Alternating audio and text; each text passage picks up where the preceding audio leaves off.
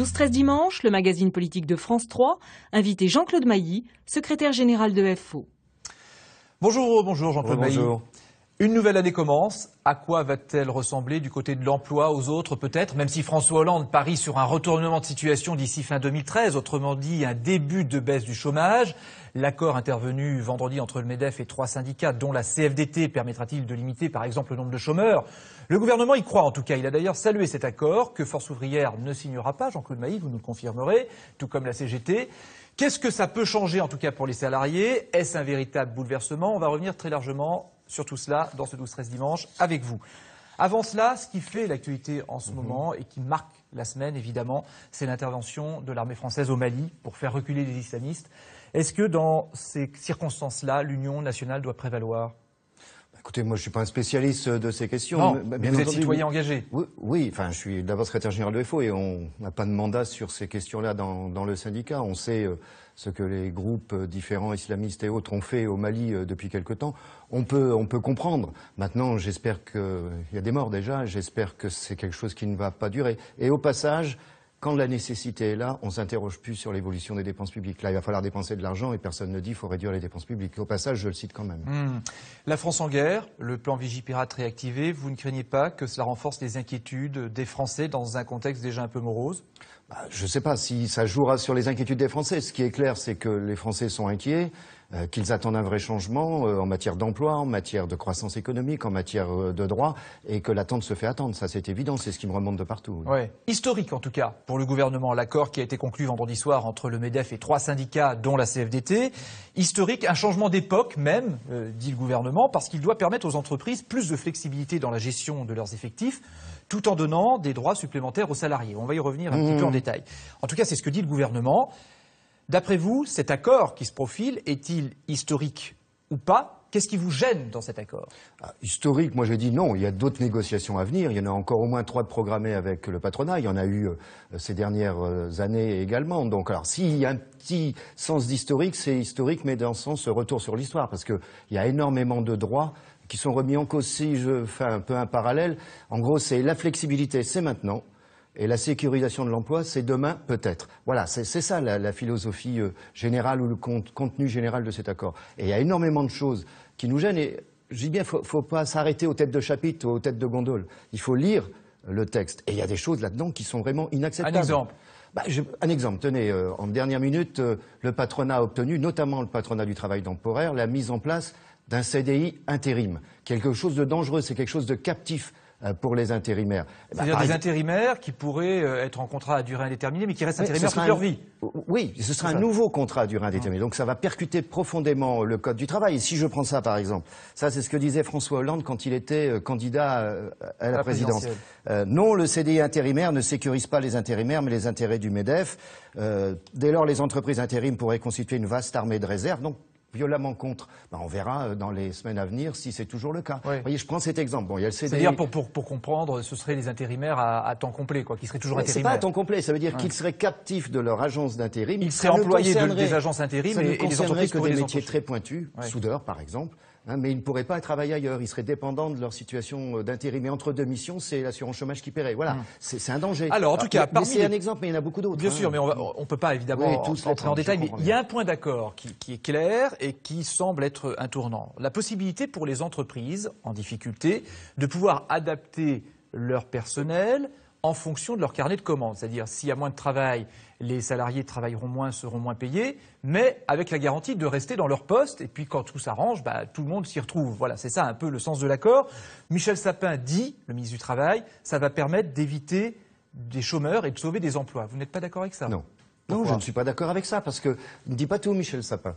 Parce que ce type d'accord, sans baisser les salaires, mais on peut modérer des primes par exemple, ou modérer les salaires. Là, on rentrerait dans une autre logique qui serait une baisse de salaire. Premier élément, ça c'est nouveau. Deuxième élément, ce que le patronat voulait et a obtenu, c'est lui le grand gagnant dans cette négociation. Il a obtenu que si des salariés refusent, il n'a plus l'obligation de faire un plan de sauvegarde de l'emploi. C'est une contrainte. Ce qu'on appelait un plan social autrefois. Oui, ce qu'on appelait un plan social autrefois. C'est une contrainte importante qui disparaît pour les entreprises, mais c'est un affaiblissement pour les salariés. Par ailleurs, il y a aussi une autre disposition, c'est que maintenant, si l'accord est entériné, bien entendu, sur des licenciements économiques, plus de 10 personnes sur une période de 30 mois, s'il y a un accord majoritaire ou une homologation de l'administration, les salariés pourront plus refuser. S'ils refusent, ils seront licenciés pour motif personnel. Mais c'est une forte dégradation. Mais cette modulation des effectifs et des salaires en fonction des carnets de commandes, ça, vous dites, c'est pas négociable non plus. C'est pas que c'est pas négociable, mais ça se fait. Attendez, prenons un exemple. PSA, Sevel-Nord. Nous avons signé dans l'entreprise un accord qui prévoit de la modération salariale, de la modification dans les conditions du travail. C'est pas ça qui est en cause. Ce qui est en cause, c'est que si des salariés refusent, et c'est leur droit, eh ben demain, ils n'ont plus la garantie d'un plan de sauvegarde de l'emploi. Voilà, ça c'est un élément clé qui a disparu. Il ne faut pas s'arrêter, comme je dis, aux têtes de gondole. Là, on a l'impression qu'on dit des têtes de gondole, y compris sur les droits nouveaux qui seront complémentaires santé. Il faut attendre 2016 et on fait rentrer les assurances. Enfin, il y a toute une série d'éléments qui sont dangereux. Alors, apparemment, vous dites méfiance par rapport à cet accord qui pourrait être conclu. C'est plus que méfiant. Hein. Oui. C'est quoi alors? J'ai une opposition sur beaucoup de points de cet accord, qui est très déséquilibré, oui, bien sûr. Je vous propose d'écouter le point de vue et la question que vous pose Caroline Young. Elle est membre de Croissance Plus, un mouvement affilié au MEDEF. Elle vous interpelle. Jean-Claude Mailly, bonjour. Les entrepreneurs de Croissance Plus ont créé 50 000 emplois dans les 10 dernières années. Et l'obsession de l'entrepreneur n'est jamais de licencier, mais tout au contraire, de pouvoir embaucher et créer de la croissance. Ça fait 4 mois que vous avez négocié entre partenaires sociaux. On espérait un grand rassemblement avec la signature de tous et une modification en profondeur du droit du travail. Nous avons le sentiment que vous avez raté le coche. Ne pensez-vous pas que vous avez loupé une opportunité historique de vous rassembler, de changer le marché du travail en profondeur pour créer des emplois? Jean-Claude Mailly. Non, écoutez, quand un accord est bon, on le signe. En 2008, on a signé. Quand un accord est pas bon, on le signe pas. On prendra position officiellement demain sur cette négociation. Oui, mais on va vers le non, quoi. Oui, oui, je pense, parce que j'ai pas de contestation là-dessus dans l'organisation. Pour des raisons de fond, qu'est-ce que ça veut dire réformer en profondeur le marché du travail? Là, la logique, c'est de dire, demain, si vous voulez qu'on embauche, laissez-nous d'abord licencier. Et laissez-nous licencier plus facilement. Or ça, qui plus est dans une situation de croissance zéro, voire de récession, ça va se traduire comment? Le risque, c'est que ça se traduise par plus de licenciements. Oui, c'est ça le danger. Mais vous êtes d'accord pour dire, même si les Français, on l'a vu dans un récent sondage, sont plutôt attachés au contrat à durée indéterminée, au vrai contrat de travail, à la vraie embauche, j'allais dire, ce travail à vie, ça n'existe plus aujourd'hui. Le travail à vie, il y a très longtemps qu'il n'existe plus, en ce sens où on est de plus en plus amené à changer d'entreprise, voire changer de métier ou de qualification. Mais là, si je prends un autre exemple, on nous dit il faut, et c'est Force ouvrière la première organisation qui a dit qu'il fallait, d'une certaine manière, taxer plus fort les contrats à durée déterminée. Là, il y a quoi dans le texte? On en taxe certains, et pas tous. Ça veut dire...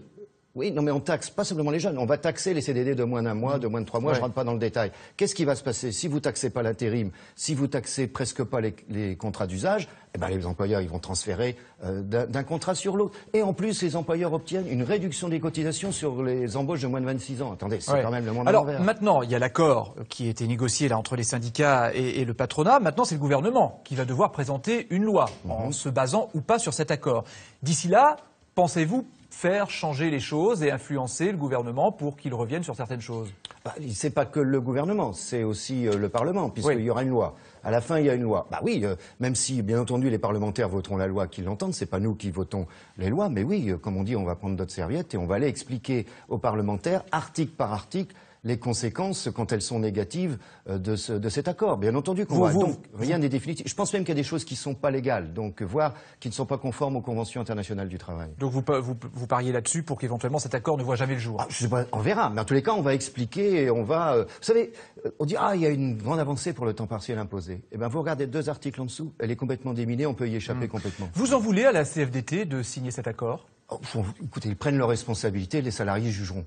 Sur ce type de... Tout le monde a mis la main dans le cambouis, parce que moi, je veux bien mettre la main dans le cambouis, mais j'aime pas mettre la main dans le broyeur. Un sondage publié cette semaine indique que pour 64% des Français, la lutte des classes est toujours une réalité. Et pour vous aussi? Il y a les patrons et les salariés chacun de son côté? Mais bien sûr, c'est des intérêts qui sont des intérêts divergents. Et quand on négocie, on essaie de trouver un accord, ça s'appelle un compromis. Mais on n'est pas tous dans le même bateau, c'est évident. Il y a des intérêts divergents. Moi, ça me choque pas de parler de lutte de classe, c'est pas nouveau. Et pourtant, le gouvernement, lui, veut favoriser le dialogue social, amener les syndicats à se mettre d'accord plutôt que d'imposer des lois. C'est la méthode Hollande. C'est là-dessus que François Hollande veut aussi imprimer sa marque. Ça faisait partie de ses engagements. Est-ce que c'est ça aussi le changement? Michel Dumoré, chef du service politique de France 3, nous rejoint pour en parler avec nous. Bonjour Michel. Bonjour Francis. Bonjour Jean-Claude Mailly. L'engagement syndical, c'est l'histoire de votre vie, hein. C'est pas une surprise. Votre première adhésion à FO remonte à 78. Vous avez gravi depuis tous les échelons jusqu'au jour où vous avez succédé à Marc Blondel. À l'époque, pas beaucoup de gens misent sur vous. On vous dit finalement assez hautain et très peu proche du terrain. 10 ans après, vous voilà donc numéro 1. Avec votre flegme et votre mèche, vous avez fini par vous imposer dans le paysage syndical français. La droite comme la gauche vous cajole. Première question, est-ce que vous ne regrettez pas finalement Nicolas Sarkozy? Ah non, je regrette personne. Dans la négociation en cours, vous diriez qu'aujourd'hui, François Hollande et Nicolas Sarkozy, c'est du pareil au même? Ou bien il y a une différence quand même? Il y a une volonté peut-être d'un peu plus de dialogue, mais vous savez, moi ce qui compte à un moment donné, c'est pas le dialogue. À un moment donné, c'est le résultat des courses. Et là, je considère que la position du gouvernement par rapport à la négociation, c'est plus une position politique de principe sur la méthode qu'un travail et une réflexion sur le fond du dossier. C'est quoi, c'est l'enfumage, à votre avis, de la part du président de la République et du gouvernement, d'avoir voulu faire croire en tout cas qu'il y avait une réelle négociation? Non, il y a eu une négociation. Il y a eu une négociation. Le grand vainqueur dans cette négociation, c'est le patronat. S'il y a quelqu'un à féliciter, c'est le patronat. Vous savez, certaines fédérations patronales ont obtenu satisfaction sur de vieilles revendications. Hein, donc, le gouvernement, il a sa logique. Il est dans une logique pacte budgétaire européen qui est une logique restrictive. On n'a plus de marge de manœuvre, beaucoup moins de marge de manœuvre, ou on s'en donne moins sur le plan économique. Après, logiquement, il va sur la variable ajustement qui est la flexibilité. Vous parliez tout à l'heure avec Francis Letellier justement du débat budgétaire, maintenant du débat parlementaire qui va s'engager. Michel Sapin est extrêmement confiant, dit que sa majorité va suivre cet accord et va le voter. Oui, peut-être, je sais pas, mais en tous les cas... Comment vous allez faire? Vous allez voir les députés de la gauche, on parle de toute cette nouvelle génération de députés socialistes. On va voir tous les groupes parlementaires. Tous les groupes. Ah oui, mais sans exclusive. Syndicat, c'est indépendant. On va aller voir tous les groupes parlementaires, mais on va expliquer article par article notre analyse sur le texte. Et vous allez voir, il y a des mines qui vont sortir ici ou là, parce que c'est pas... moi, je dis toujours, je prends une image, vous savez, dans un hypermarché, vous avez tête de gondole avec un beau slogan.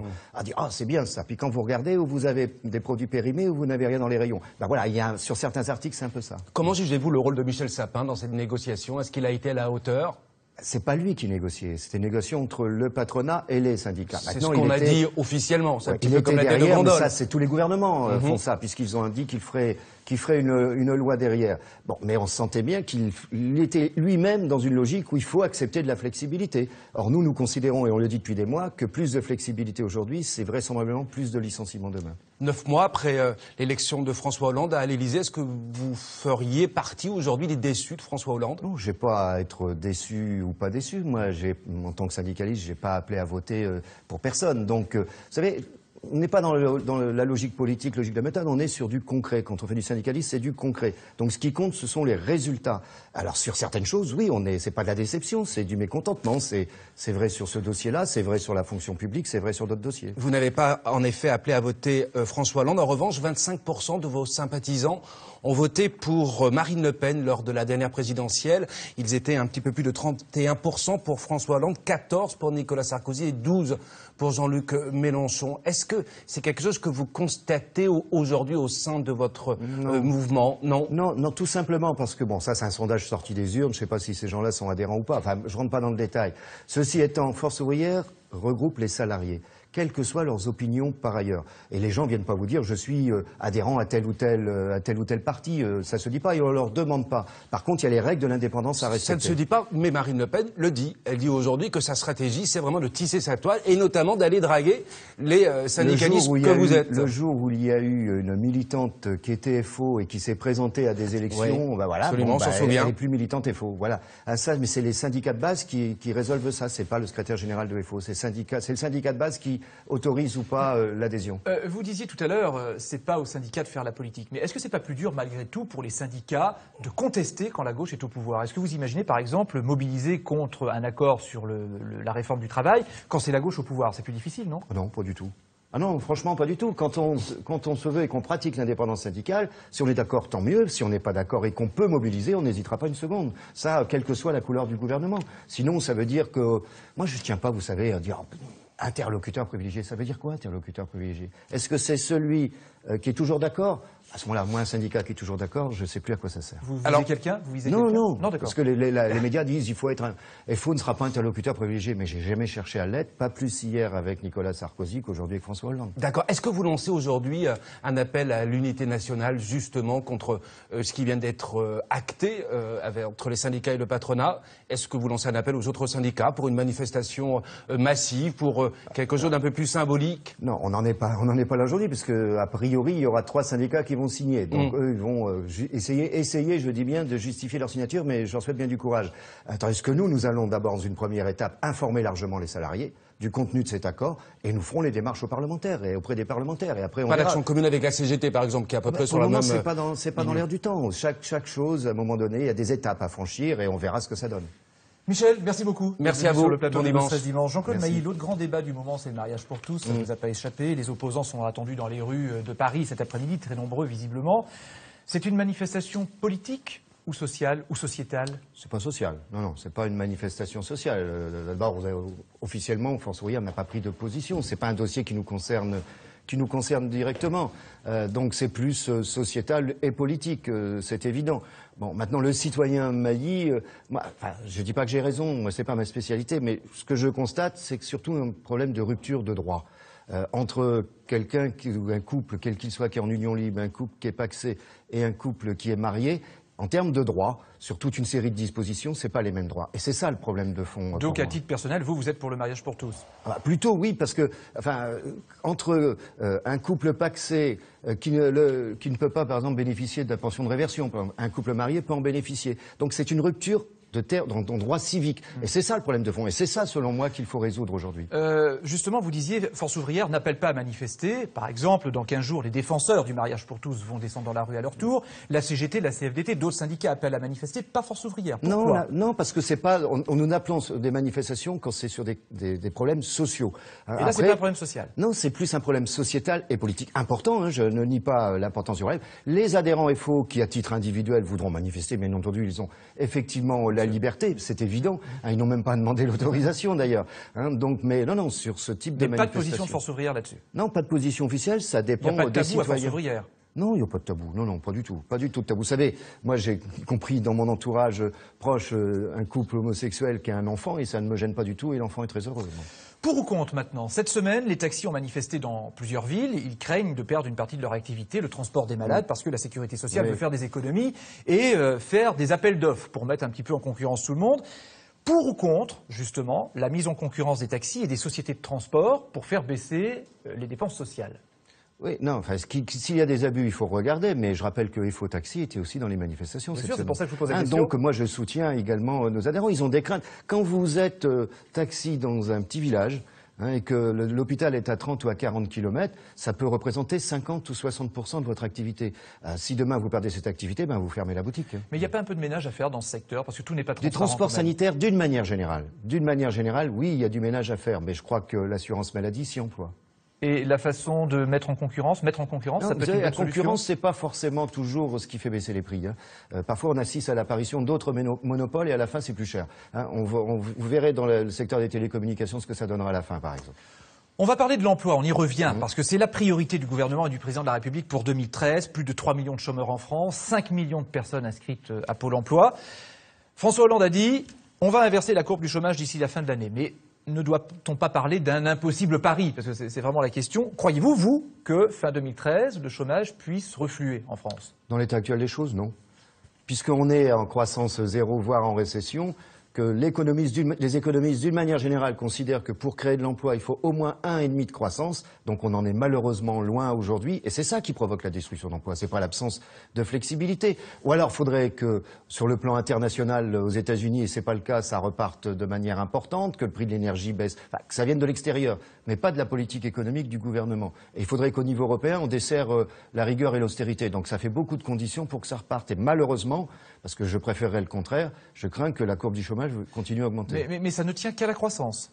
Non, pas qu'à la croissance, mais essentiellement à la croissance. Vous savez, quand vous avez de l'activité économique, de la croissance, donc ce qui veut dire y compris de la consommation, y compris de l'investissement, y compris un rôle plus actif de l'État dans le domaine public comme dans le domaine privé, la stratégie industrielle, voilà, c'est ce qui booste l'activité. Il y a peut-être aussi la volonté politique. Regardez, le gouvernement parie, lui, sur les contrats de génération qui vont venir en discussion à partir d'après-demain pour embaucher 500 000 jeunes en 5 ans. Alors les contrats de génération, c'est pour embaucher des jeunes et garder des seniors en poste, parce que c'est un problème aussi en France. C'est possible ça, vous y croyez? Ah mais on a signé l'accord sur les contrats de génération. Alors donc c'est transfert de savoir, etc. C'est quelque chose que nous demandions depuis longtemps sur une mécanique un peu différente. Mais ça va pas, ça va soulager si vous voulez. Mais c'est pas ça qui va régler le problème du chômage, pas plus que les emplois d'avenir. En tout cas, il y a un objectif fixé. Il y a un objectif fixé. 500 000 jeunes employés en 5 ans. Je peux pas vous dire si l'objectif sera réalisé. Ça, oui, d'ailleurs, on peut se demander d'où vient ce chiffre, non? Oui, bah ça c'est comme les 35 heures, ça créera un temps d'emploi. Personne n'a jamais su et la bagarre continue sur les chiffres. Alors, ceci étant, le contrat de génération, on est pour, mais c'est pas ce qui règle le problème du chômage. C'est pas du tout. En tout cas, François Hollande, lui, est en première ligne dans la lutte contre le chômage. Il a rencontré les salariés de la raffinerie Petroplus en Haute-Normandie la semaine dernière. Il leur a promis que tout serait fait pour trouver un repreneur. Un président de la République auprès des salariés, est-ce que c'est rassurant? Écoutez, si il a le droit d'aller où il veut, ça, comme moi, quand je vais visiter des entreprises, je suis pas président de la République, donc il a le droit.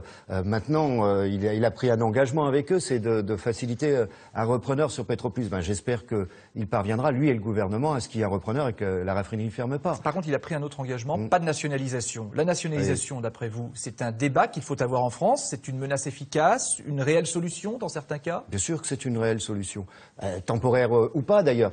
Bien sûr que sur Florange, nous la demandions. Certains au gouvernement l'ont demandé aussi d'ailleurs. Mais prenez un autre exemple, les chantiers navals à Saint-Nazaire, STX. L'État est intervenu et est dans son rôle pour trouver un carnet de commandes important. S'il a pu le faire, c'est aussi parce que l'État est actionnaire à 33% de l'entreprise. Il a joué son rôle en tant qu'État actionnaire. Comme quoi, ça peut être utile, la nationalisation, y compris temporaire. Moi, il faut pas y avoir ou partiel. Il peut pas y avoir de tabou dans ce genre d'affaires. Quand on est dans des filières industrielles jugées stratégiques, le chantier naval c'en est une, la sidérurgie c'en est une, le problème doit être posé. On ne veut pas l'évacuer pour des raisons ou idéologiques ou en craignant que la demande devienne dans différents secteurs ensuite. Et puis, il y a une autre entreprise qui fait parler en ce moment, c'est Virgin, qui est en cessation de paiement. 1000 salariés risquent de perdre leur emploi. Demain, le tribunal de commerce de Paris va dire s'il accorde ou non une période supplémentaire pour trouver un repreneur. Là, on touche autre chose, c'est le secteur des services, notamment, qui se développe, qui font beaucoup d'argent. Et puis, patatras, là aussi, suppression d'emplois. Ça veut dire que plus aucun secteur n'est à l'abri de la crise aujourd'hui. Certains secteurs marchent bien. Si vous prenez l'aéronautique, par exemple, je prends cet exemple, c'est un secteur qui marche bien. Dans le cas de Virgin, j'espère qu'il y aura une phase de redressement, ça veut dire qu'on pourra retrouver un repreneur, ça m'apparaît important. Mais le fonds financier qui est propriétaire également de Virgin, moi mon syndicat explique, et les autres syndicats également, que ces dernières années, il n'a pas investi. Donc il y a une responsabilité aussi oui, de mais la responsabilité, bon, c'est passé maintenant, impossible de la faire payer. Moi, ce que je souhaite, ce que j'espère en tous les cas, c'est qu'il y ait une phase de redressement qui permette de chercher un repreneur et qu'on ne ferme pas définitivement l'entreprise, parce que là, ça fait plus de 1000 salariés directement sur le carreau. Pour terminer, l'image de ce patron, vous le connaissez peut-être, vous l'avez peut-être déjà vu, c'est John Persanda. Il fabrique des sacs poubelles, Alpha Pack, 100% français. On a l'impression, quand on regarde d'un peu loin, qu'il ressemble à Arnaud Montebourg, le ministre du redressement productif, qui avait déjà posé en marinière. Arnaud Montebourg a fait des émules, visiblement. C'est plutôt bien. Oui, ça marche. Bon, vous avez vu, moi j'ai mis les rayures dans l'autre sens. Ah, dans l'autre sens. Voilà, mais c'est pas pareil. Mais c'est bien ça, ce genre de fabriquer. Oui, mais c'est de la communication. Moi, ça ne me gêne pas.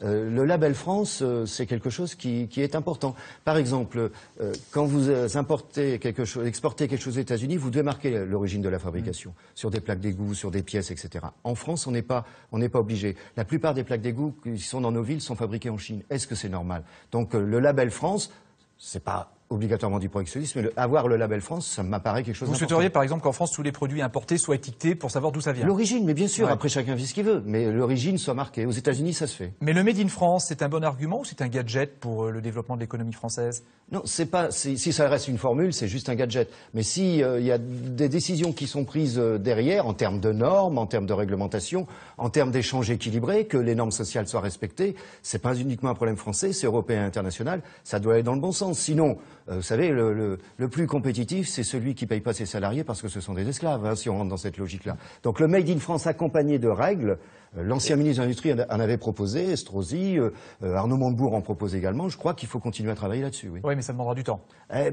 Plutôt, ce serait le mieux. Ce serait peut-être plus efficace sur l'emploi que des pseudo-accords. Merci Jean-Claude Mailly d'avoir Merci à accepté vous. notre invitation dans 12-13 dimanche. 12-13